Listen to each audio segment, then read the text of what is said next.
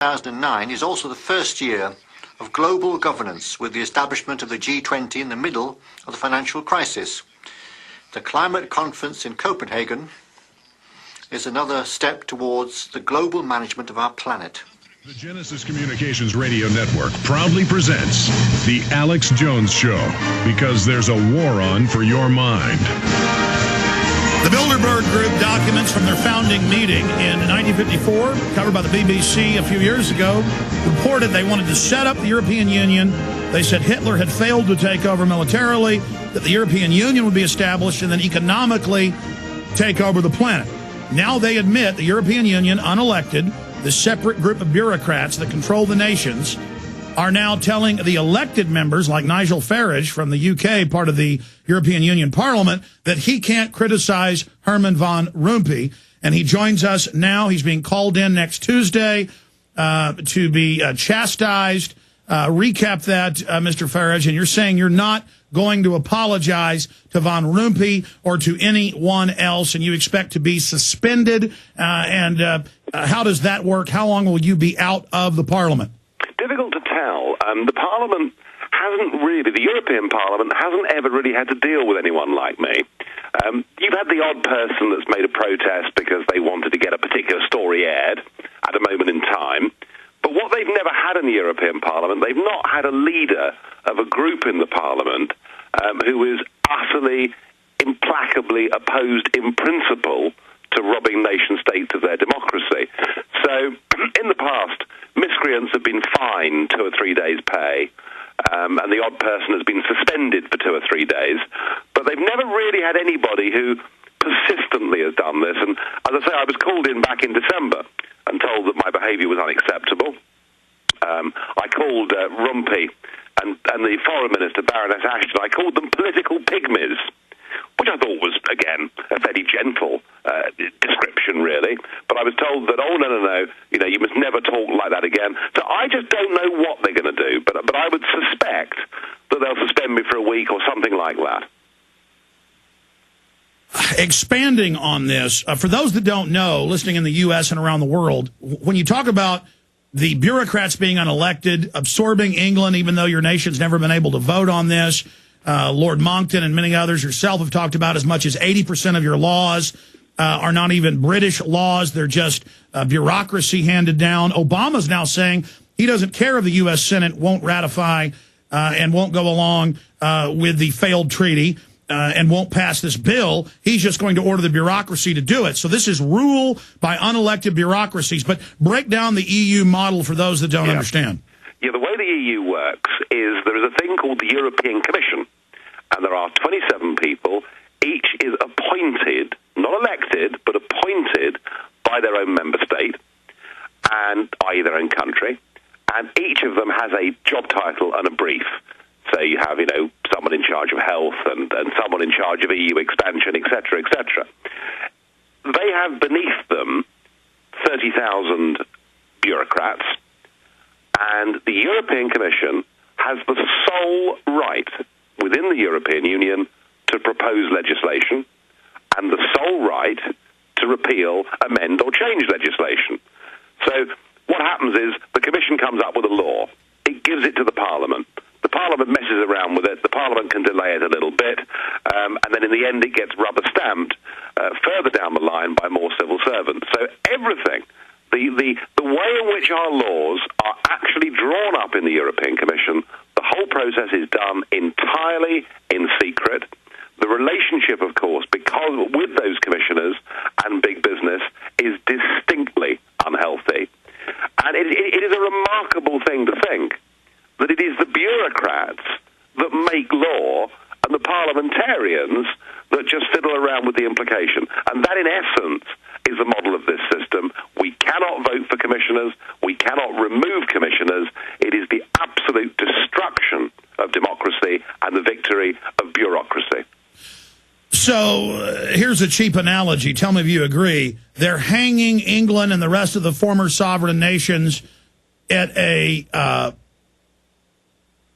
hangman's gallows, but you get to decide the color of the rope that is put around your neck. You get to decide what color a bullet is painted that's put in a handgun and fired into your head. Yeah, that's quite a good way of putting it, really. But yeah, I mean, the nation states are disappearing. And of course, already it's not working. I mean, the last time I came on your show, I talked to you about Greece, if you remember, and how Greece was signed up to the single currency and things weren't working. Well, now this week, we've had a general strike in Greece. We've had the police using tear gas, rubber bullets, all this kind of thing. And a war of words beginning to break out between Greek politicians and German politicians. So even as they've kind of put the finishing touches with this recent treaty they got through, as they've got their new president in Van Rompuy, as they've got their foreign minister in Ashton, even if, as it appears that they've succeeded, actually the cracks and contradictions within the system are showing that actually this empire isn't going to last very long. The inherent tyranny is there for all to see. And I see polls in Europe every time a country like France or others gets to vote on some new EU expansion. They don't normally let nations even have a vote like England and others. They vote to get out. They don't want it. And I've seen it in Reuters. I've seen reports out of Spain and Greece where government officials are saying big banks, just like Iceland, engineered this collapse. The EU has set it up so that Greece will fully become bankrupt and be completely absorbed into this system. And you alluded to that when you were chastising and calling Van Rompuy out on the carpet a few days ago. Here is a quick clip of that. I sense, though, that you're competent and capable and dangerous. And I have no doubt that it's your intention to be the quiet assassin of European democracy and of the European nation states. You appear to have a loathing for the very concept of the existence of nation states. Perhaps that's because you come from Belgium, which of course is pretty much a non-country. Okay, so in layman's words, I mean, you're not exaggerating. This is even in the newspapers all over Europe. The EU is this predatory bureaucracy globally setting up carbon taxes, 45 trillion.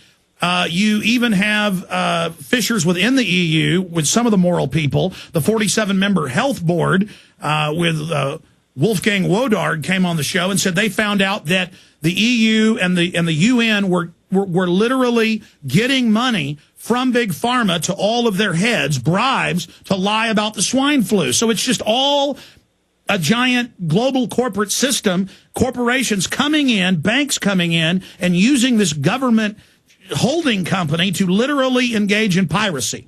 Yeah, it all fits together, doesn't it? Hand in glove. The big businesses, the bureaucrats that have the sole right to make laws. It all fits together. They're all very happy with the world they're creating. But the optimistic thing is, whatever happens to Greece, at some point in time, there's going to be a revolution where the Greeks fight and insist to get back their own country and their ability to run it. This stuff, tyranny, it can be an awful thing. It can last for years, but in the end, all these things break up. And I'm hopeful. I'm hopeful that people are waking up to this. And I just don't think that having a single currency for countries as different as Germany and Greece, it can't work. It just can't work. So they appear to have all the cards at the moment, but we're winning the battle of public opinion, and that's just what we've got to do. Philosophers have said it many different ways, but to paraphrase it, adversity makes men, and easy times makes weak passive people. And because our ancestors fought so hard in England, the birthplace of the Magna Carta, and in 1776 and 1789 here in the United States, which was the light of liberty for the world, the model against feudalism and all the forms of tyranny and slavery, people got fat and decadent. Now the pendulum swung towards tyranny, and it's creating that awakening and that rediscovery of freedom. And you calling him out, not letting him be the quiet assassin, is devastating them, and they look very afraid of you. Yeah, they are. They're terrified. They really are scared because they know that I'm articulating a view that is already held by tens of millions of people across the European countries. And their real fear, of course, is if we have a proper big debate about these issues, then the numbers who support me will double or treble from where they are now. So they are scared, very very, very scared. And it's remarkable when you think about it that in that Parliament this week, there was the President, there were all the commissioners, the leaders of the European socialist groups and all the rest of it. And here's just little me, and yet they're absolutely scared witless. So I'm going to go on scaring them, even if I have to have a short holiday away from the Parliament because they suspend me.